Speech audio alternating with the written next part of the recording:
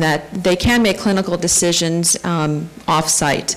Actually all of our facilities now have PACS. That's another technology that we're seeing more and more facilities are using is PACS, which is the way to go, with telemedicine and all that stuff.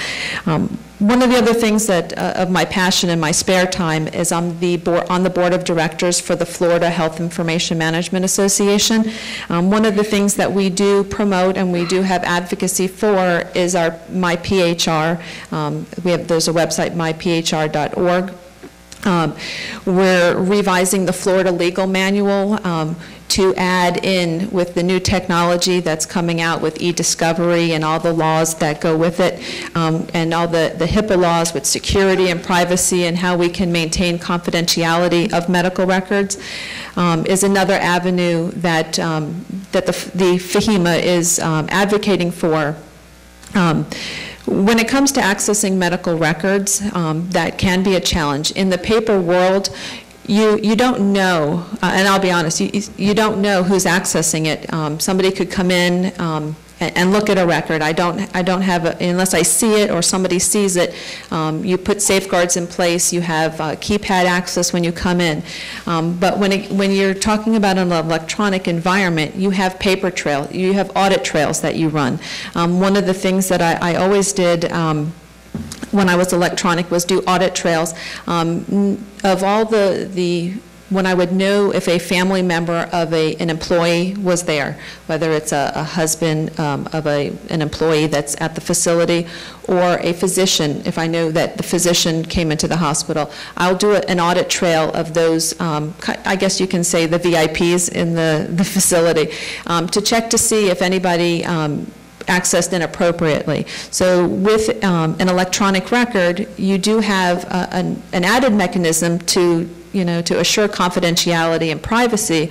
I know that, accessing medical records can, you want to make sure they're secure, but we do have ways. I mean, you've seen it in the news. People getting fired because they're accessing Britney Spears, George Clooney. So it does happen, inquiring minds. If you have access to the medical record, some of the employees believe that because they have access to the system that they could access whatever they choose. But there are systems in place, there's policies and procedures that are in place for folks to go through corrective action and even, obviously being fired depending on what the severity is. So HIPAA and access, certainly on my forefront. Helping the physicians and helping the patients get their records for the next level of care is pretty much my focus every day in medical records or health information. Educating the consumer is probably our next step. A lot of patients come in, and not even the patient, but the wife will come in and say, I need my husband's record. She'll fill out an authorization form. She'll say, I need my husband's record. And do you have power of attorney? Do you have your health care surrogate to make decisions? And they say, no, he just can't come. He's ill, he can't come. So we are faced with a lot of challenges in, okay, well, do we give the record? Obviously, we're not giving the medical record in that case. But they don't understand, why can't I have the record? So HIPAA does play. We do a lot of education with privacy, with security, confidentiality, because the patients don't understand. It's unfortunate, but they're getting more and more educated. But we do see it a lot. I do hear the screaming a lot, and so I try to make them understand. Sometimes they'll ask me for the Florida statute or the HIPAA laws, and we share them. But accessing medical records is very difficult because most of the consumers do not understand the requirements that we're faced with. They think it's my rule. And I think that nails it down. Basically, I support the electronic medical record. I can't wait to implement it, because if I have to pull and review another paper record, I think I'll pull my hair out. It's just aging me a little too much. I think that's about it. We'll have some questions about the electronic record in a few.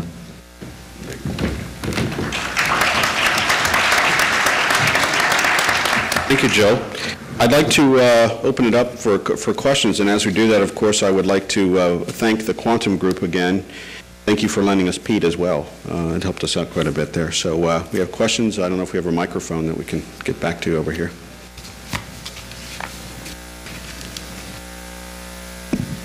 My question's for the last presenter, Jill.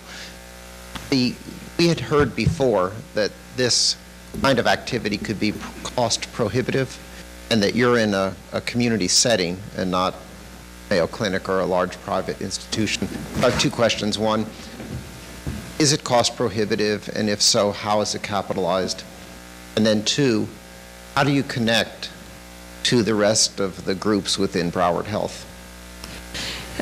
The first question is cost prohibitive.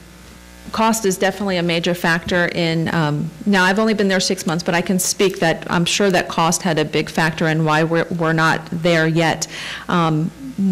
They are rolling out nursing online documentation, beginning, actually Broward General already rolled it out, where their nurses document fully online, and then each are phased between now and I think it's June or July, where we'll all be nursing online.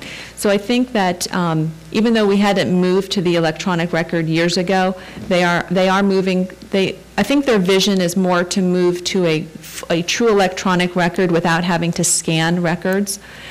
So there's a cost, and we're doing it, I guess, in increments. Because soon, basically, the only thing that I will have left in a chart that I would have to be scan are physician orders and physician progress notes. We're not there yet with computerized order entry.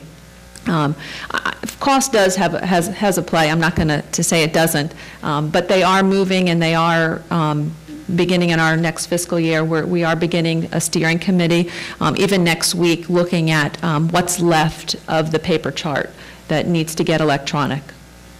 And then you had a question about the other.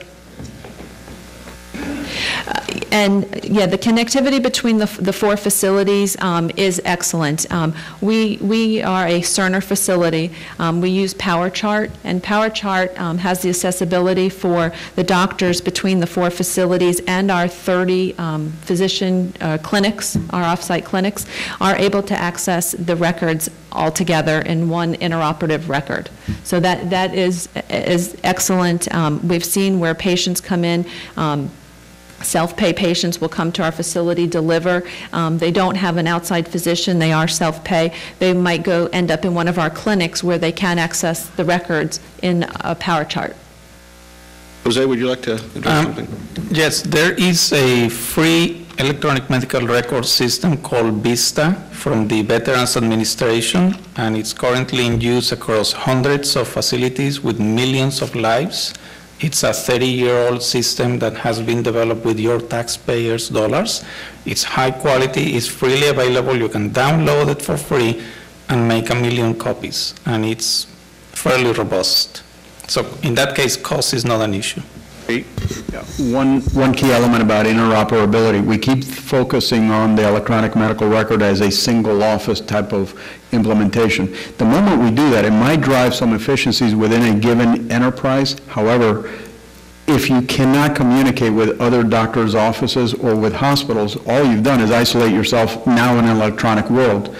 What we're actually doing is the development of a community health system. That's fundamental here, because as long as we keep looking at an individual as a per doctor, this is not patient-centric. The value here is for you to look at your total health record from the variable doctors that are actually looking at you. So you're seeing all of the conditions, all of the treatments, all of the meds at one time. And by the way, so is the hospital, and so is the next doctor that you're looking at. So fundamental portion of the design is interconnectivity, interoperability of the health record right across for you. So it follows you. Hey, so I'm going to interject here.